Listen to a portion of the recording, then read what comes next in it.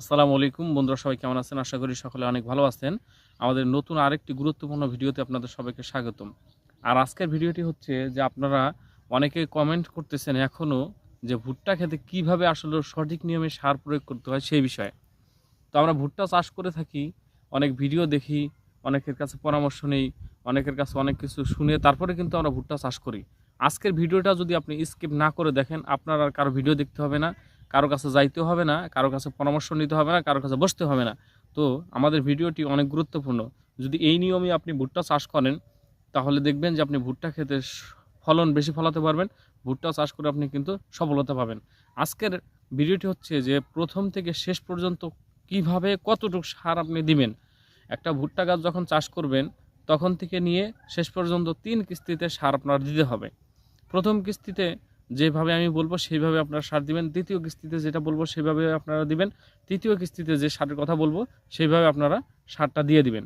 প্রথম কিস্তি যখন হাল চাষ হয়ে যাবে সঠিকভাবে তখন কিন্তু আপনারা ইউরিয়া সার দিবেন 20 কেজি। 33 শতক বিঘার জন্য ইউরিয়া সার 20 কেজি, এমওপি বা পটাশ যেটা বুঝেন এটা দিবেন হচ্ছে আপনার 20 কেজি। তারপর হচ্ছে ডিএপি বা টিএসপি এই সারটা দিবেন 25 কেজি।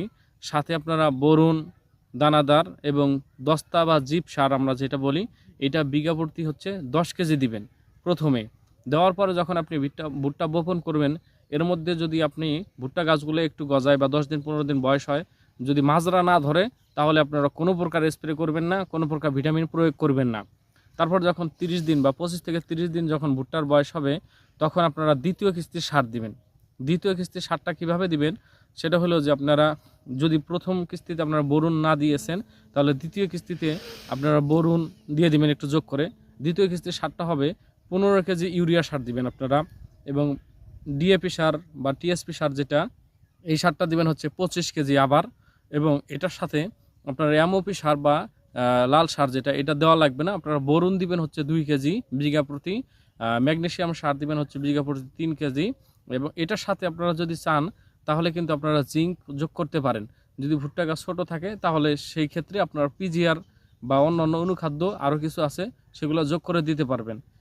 এইটা যখন আপনার দ্বিতীয় কিস্তি সার প্রয়োগ হয়ে গেল, সার প্রয়োগ হওয়ার পরে যখন দেখবেন যে আপনার ভুট্টা গাছগুলো একটু ছোট আছে, ভুট্টা গাছগুলো চিকন আছে, এরকম যদি কোনো ক্ষেত থাকে সেই ক্ষেতে আপনার যখন এই দ্বিতীয় কিস্তি সার দিবেন তার 10 দিন পরে প্রয়োজন অনুসারে আপনার স্প্রে করে দিবেন। বা সেই যে জায়গায় ছোট ছোট ভুট্টা গাছ আছে সেইখানে আপনারা সার একটু বেশি পরিমাণে ছিটিয়ে দিবেন। তাহলে কিন্তু দ্বিতীয় কিস্তি সারের ঝামেলা গেল। তৃতীয় কিস্তির যখন আপনারা সার দিবেন, এই তৃতীয় কিস্তির সারটা হচ্ছে যে আপনার যখন ভুট্টা গাছে ফুল আসবে বা ফুল আসতে আসতে এরকম সময় আপনারা তৃতীয় কিস্তির সার দিবেন। অতএব 55 থেকে 60 দিন বা 65 দিনের মধ্যে আপনারা তৃতীয় কিস্তির সার দিবেন। এই তৃতীয় কিস্তির সারের সময় আপনারা কিন্তু অনুখাদ্য যোগ করতে পারবেন। এই সময় আপনারা কি দিবেন?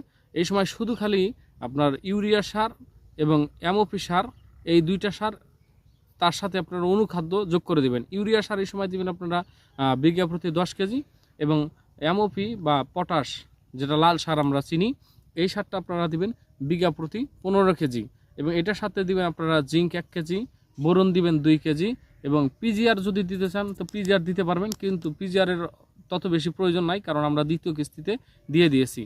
এই যে আমরা যে 3টে স্টেপের কথা বললাম এই 3টে স্টেপ অনুযায়ী যদি আপনারা সার প্রয়োগ করেন তাহলে কিন্তু ভুট্টা চাষ করে আপনি লাভবান হতে পারবেন। এর বাহিরে আপনার আর কোনো সার প্রয়োগ করতে হবে না। এবং অনেকে জানতে চেয়েছেন যে ভুট্টা থেকে ভুট্টার দূরত্ব এবং কেল থেকে কেলের দূরত্ব, এটা হচ্ছে কি আপনি বিভিন্নভাবে করতে পারেন। আদর্শ মাপ হচ্ছে 22 ইঞ্চি, 20 থেকে 22 ইঞ্চি, এবং ভুট্টা থেকে ভুট্টা গাছের দূরত্ব হচ্ছে 8 থেকে 9 ইঞ্চি।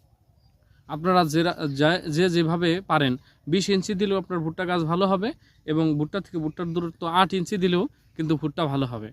যারা সাইলেক্স তৈরি করেন, বিশেষ করে যারা সাইলেক্স তৈরি করেন তাদের পদ্ধতিটা একটু আলাদা হয়, তাদের সার প্রয়োগটার নিয়মটা একটু আলাদা হয়, কারণ তারা একটু ঘন করে চাষ করে।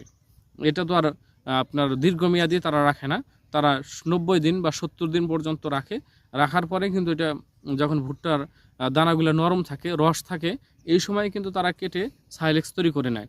যার কারণে এই ওনাদের সার প্রয়োগের সাথে আমাদের সার প্রয়োগের মিলবে না, ওনাদের ভুট্টা কেলের সাথে আমাদের ভুট্টা কেল মিলবে না, ভুট্টা থেকে ভুট্টার দূরত্ব মিলবে না। আপনারা আদর্শ মাপ নিয়ে নেবেন 20 থেকে 22 ইঞ্চি, এর মধ্যে আপনারা দিয়ে দিবেন। এবং ভুট্টা থেকে ভুট্টার দূরত্ব 8 ইঞ্চি, আপনার 8 থেকে 9 ইঞ্চি। এই দুইটা নিয়ম মেনে যদি আপনি ভুট্টা লাগাতে পারেন, আর সারের যে 3টা নিয়ম আছে এই নিয়ম মেনে যদি আপনি সার প্রয়োগ করতে পারেন, আপনার আর কারো ভিডিও দেখতে হবে না, কারো কাছে পরামর্শ নিতে হবে না। আপনি নিজেই এই ভিডিও দেখেই ভুট্টা চাষের একজন মাস্টার হয়ে যাবেন। এবং আপনাদের কি সমস্যা, এই সমস্যাগুলো আমাদেরকে কমেন্ট করে জানিয়ে দেবেন। আপনাদের কমেন্টের উপরে নির্ভর করে কিন্তু আমরা ভিডিও তৈরি করব ইনশাল্লাহ। এবং আপনারা যদি লাইক দেন তাহলে আমাদের ভিডিও করার উৎসাহটা একটু বৃদ্ধি পায়। তো আমার শেষ একটা রিকোয়েস্ট হচ্ছে, আপনারা যদি আমার চ্যানেলে নতুন হয়ে থাকেন তাহলে আমার চ্যানেলটিকে সাবস্ক্রাইব করে দেবেন এবং পাশে থাকা বেল আইকনটি প্রেস করে দেবেন, যাতে নিত্য নতুন ভিডিও আপলোড করার সাথে সাথে সেইখান থেকে দেখে আপনারা উপকৃত হতে পারেন।